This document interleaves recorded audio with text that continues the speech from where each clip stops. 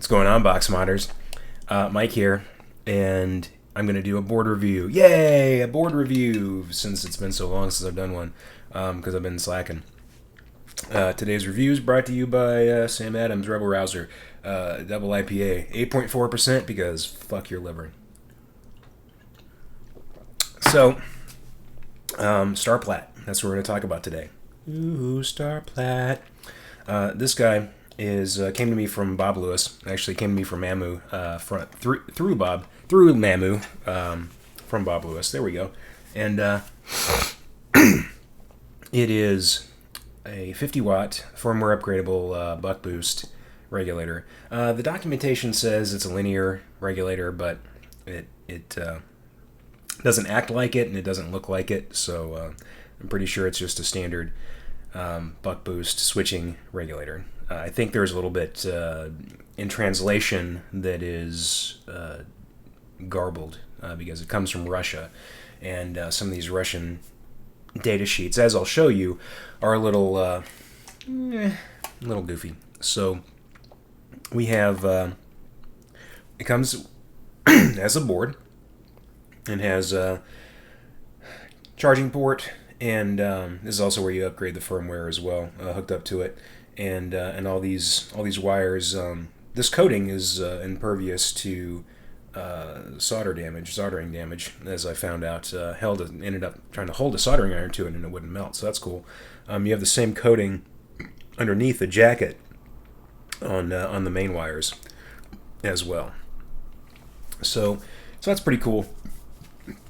So it comes wired. What you have to do is hook up switches. I have my DNA 40 versus SX350 test setup here that I'm partially soldered into.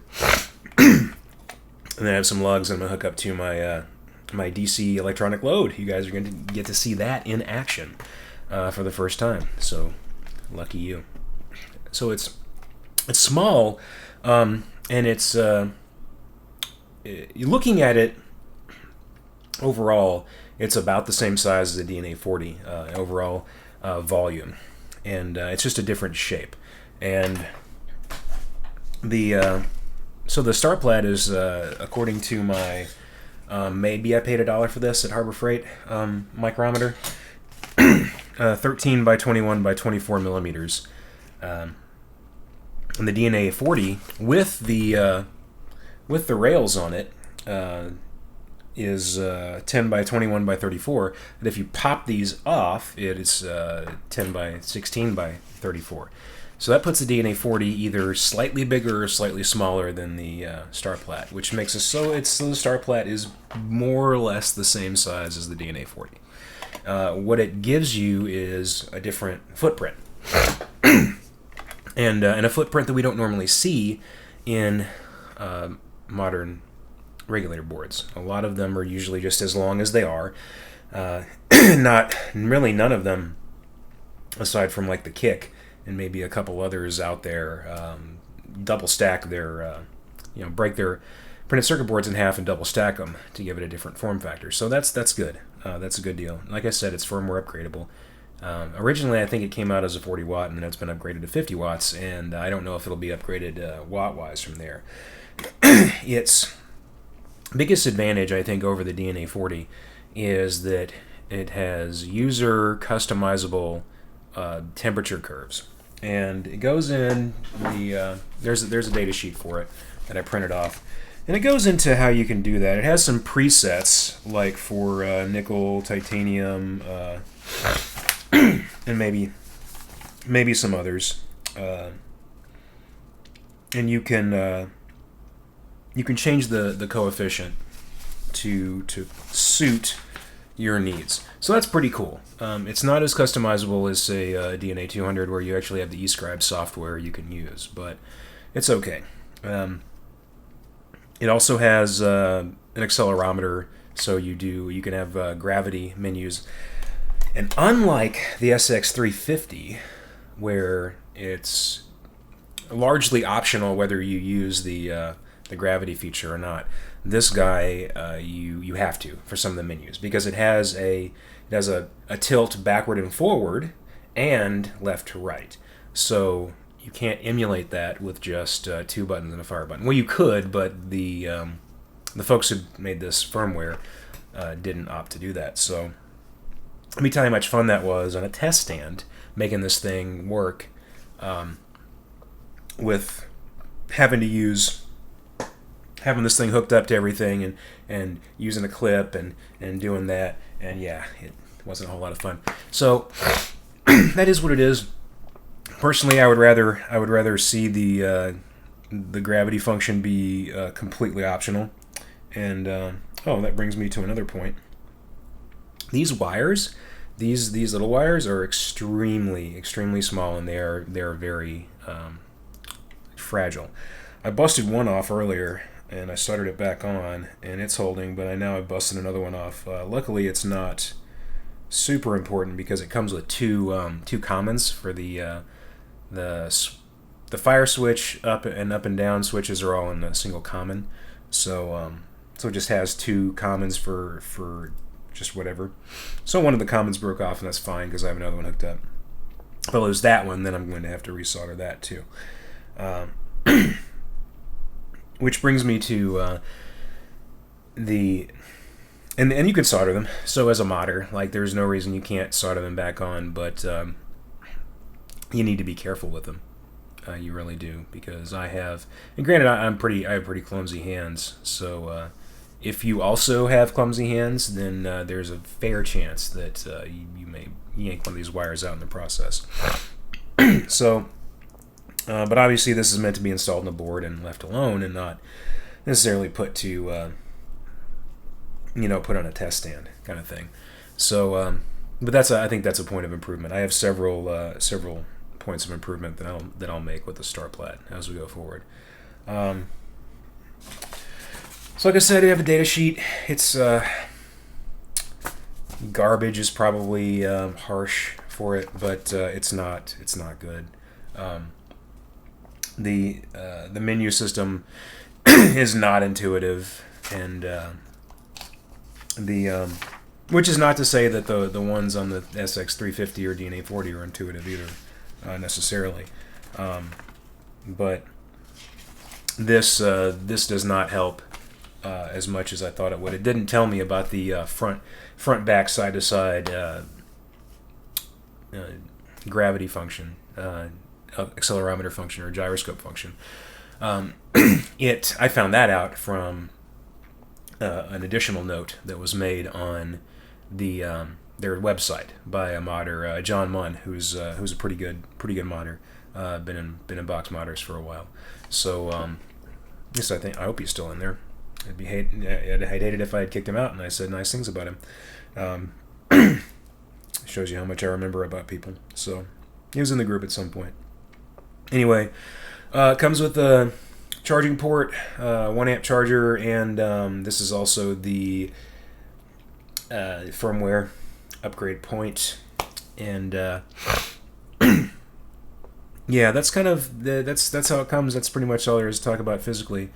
It's not a bad board physically. Then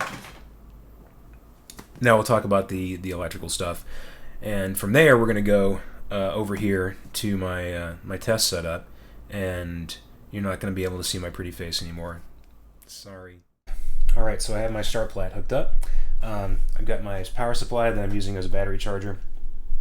I have my DC electronic load. Right now I have it set at 1 ohm, which is fine for what we're going to start doing. I got my oscilloscope hooked up, not turned on yet. That'll be turned on here in just a few minutes. We're going to wait on that until we start getting a little deeper into what we're doing. So right now I have it set on wattage and set on 50 watts. I'm going to turn it down just a bit. We're going to get it right there in the middle zone, 1 ohm. That's plenty good. We're going to fire it. And I don't know if you can hear the clicking noise, but it makes a clicking noise whenever it's seemingly whenever it's boosting. And I'll give you a close-up of the screen there.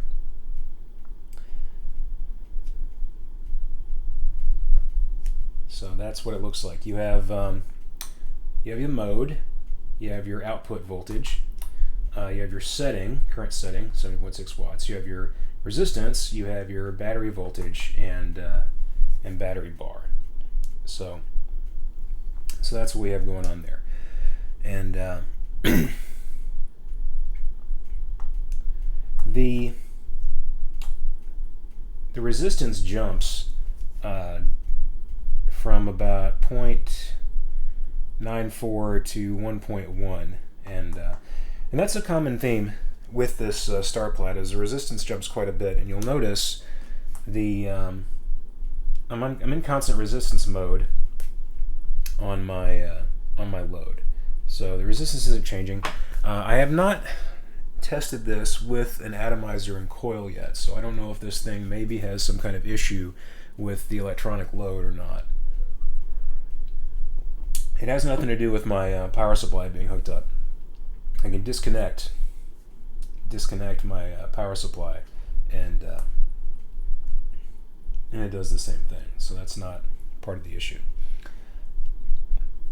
So anyway, so that's one thing I'm concerned about. I will give it the benefit of the doubt and say that it's almost as likely that it's just an issue with how it's interfacing with my electronic load, instead of saying that it's an issue inherent with the board.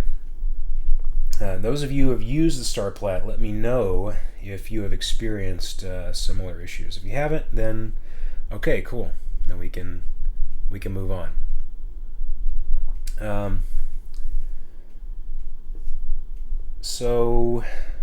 Let's go through the menu. So the menu, 5 clicks, 1, 2, 3, 4, 5, gets you into the menu. There's a delay. You can scroll through the menu using the up and down buttons. But when you get into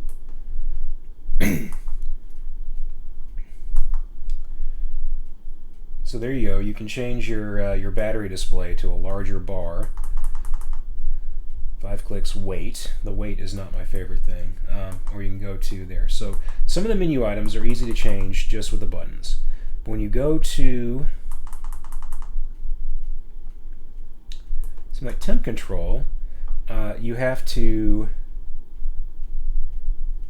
tilt forward. So backward forward is the same thing as hitting the up down buttons, but side to side, to actually change the value, you have to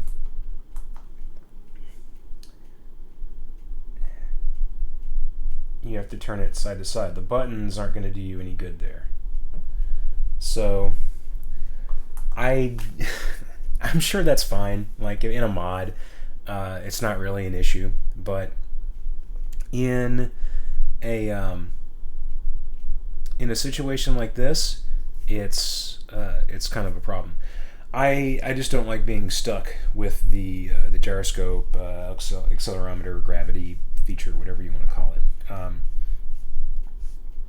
I don't think it's the best situation, but it's there, and that's how you have to operate it. So what else do we have in our menu? Let's see. We have VW. That's literally variable wattage versus variable voltage. I'll change it to variable voltage for a second, and what it'll do is it actually tries to be honest. So let me turn it up. So that's as high as it'll go. It won't let me go any higher than 50 watts, whatever 50 watts is on here. It's not going to let me go.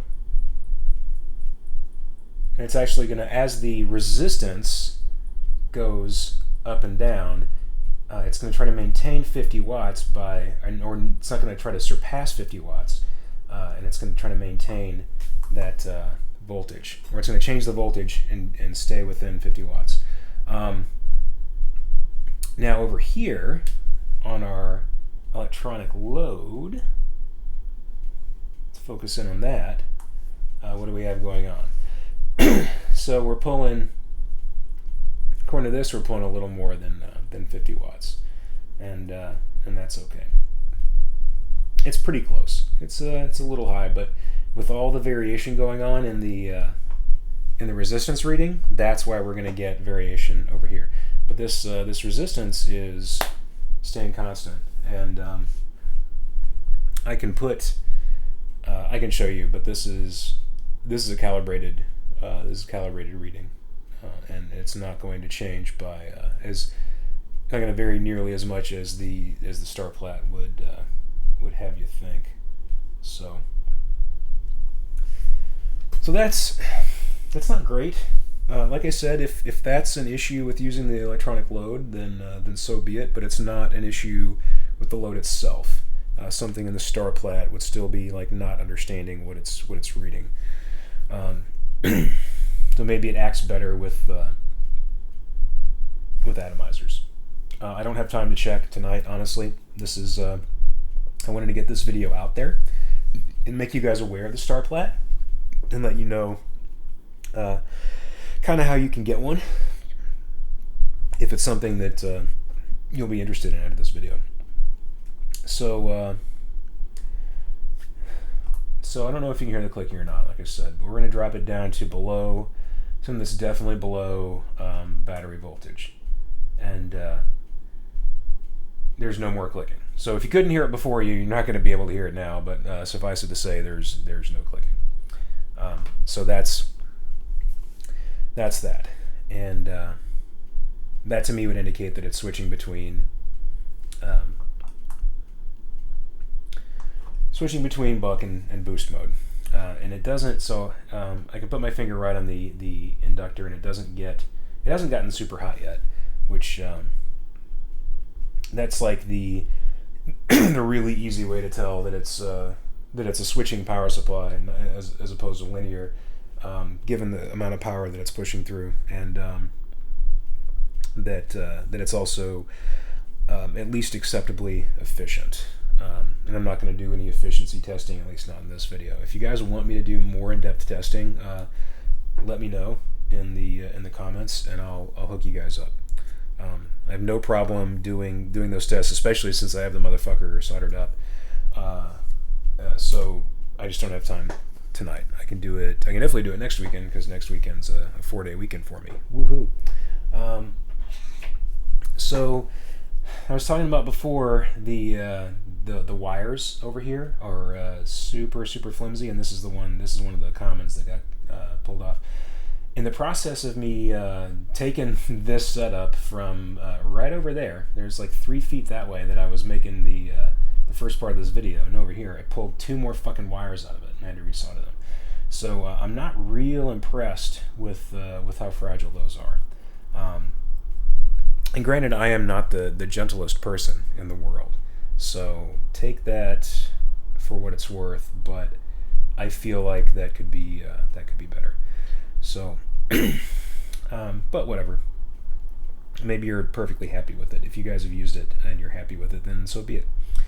Let's see if there's anything else in the menu that I missed. 1, 2, 3, 4, 5.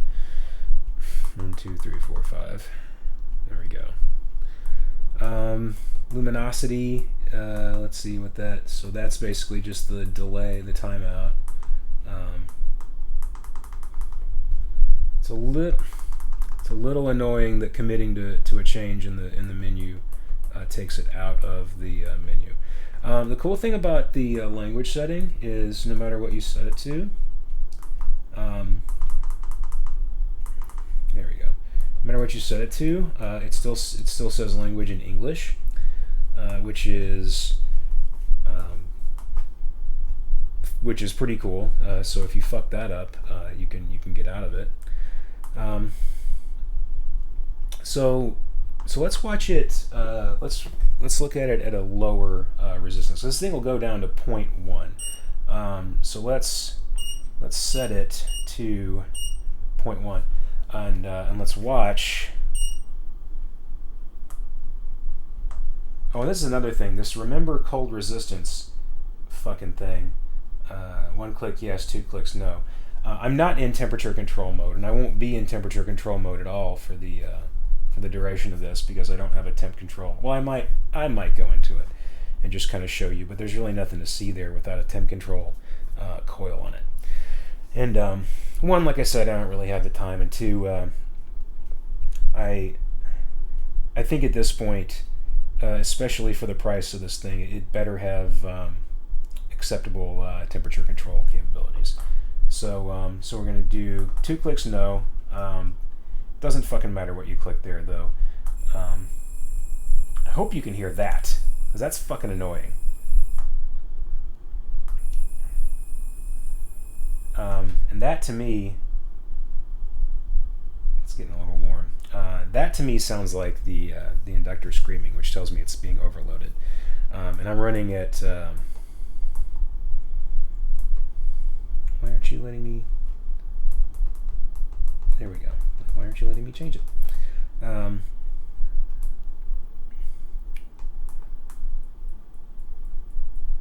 So it's running at 0.1 volts more or less.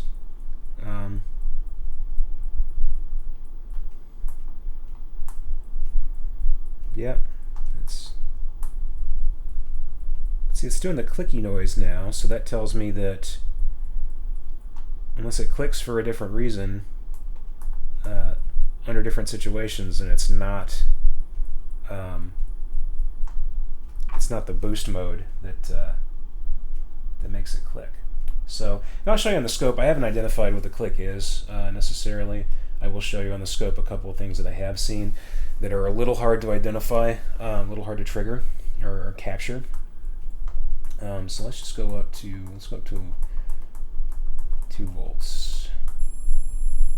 It's still clicking in the background, but it's screaming now, which is not great. And you notice the resistance is jumping around quite a bit. It's not quite as bad as say 1 ohm, but it's still between 0.13 and 0.18. So the problem with that is that's almost a holy shit. I don't know if you guys saw that, but that was smoke coming out of that thing. Holy fuck. Well, hopefully. Yep, smoked something. Holy shit. Oh, that's not good. Yep. Well, you saw it, guys. I fucking apparently killed the Starplat there in video. That's really oh, that's not good. Let's take a look. Let's see what I could have done. I'm just gonna let the camera roll here. Hopefully, guys, you can still hear me as I go through this. Let's see what I might have done here. Trying to see if there's anything that looks smoked. Yep. That's a puffy. Oh, yep, that's a puffy MOSFET, all right. So blew that little motherfucker up. So yeah, it's not the best. Not the best situation, right there. I'll show you that in a second. Disconnect everything. So, you remember what I said about doing a video with more testing? Probably not going to happen. So let me turn everything off. Boom. Funny story about this guy that I got from mpja.com. It's you turn it on and off, but it takes a minute for it to drain off, which is kind of fucking ghetto. But I never really bothered getting them to replace it or nothing. So otherwise, it's for $250 it should probably work right, but that's a different story. So let's finish unhooking it. Well, I'm sorry I didn't get to show you guys the O-scope readings. Honestly, I wish I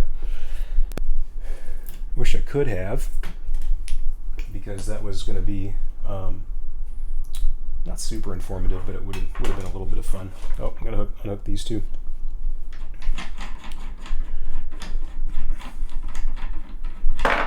Boop. I had these on there pretty well, guys. So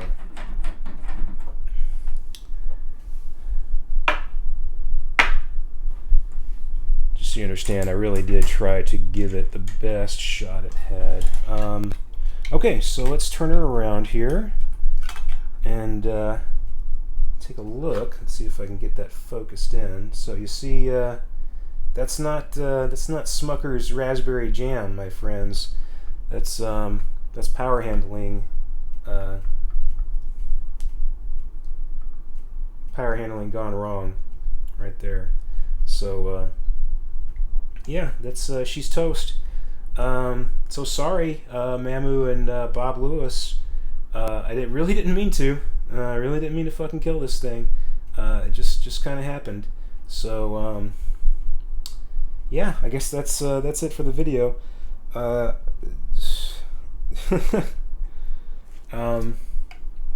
I don't really know what else to say about it, except if you guys get one, let me know if you have better luck with it. I really would. I'd like to say that this is a fluke. I'd like to say that maybe something went wrong somewhere. That it was just a random kind of thing, and hopefully we can find out from the community if this is something that was isolated or not. So yeah, I'll put some information in the description if you guys want to get one. I was gonna do like an outro with my face and everything, but not anymore. So I'll put some information in the description. Let me know what questions you have. If you're in the group, read the pinned post. Like, subscribe, comment below. Get interactive. This is what this is about, is for you guys to ask me stuff. Haters, go ahead and suck a big fat one, and deuces.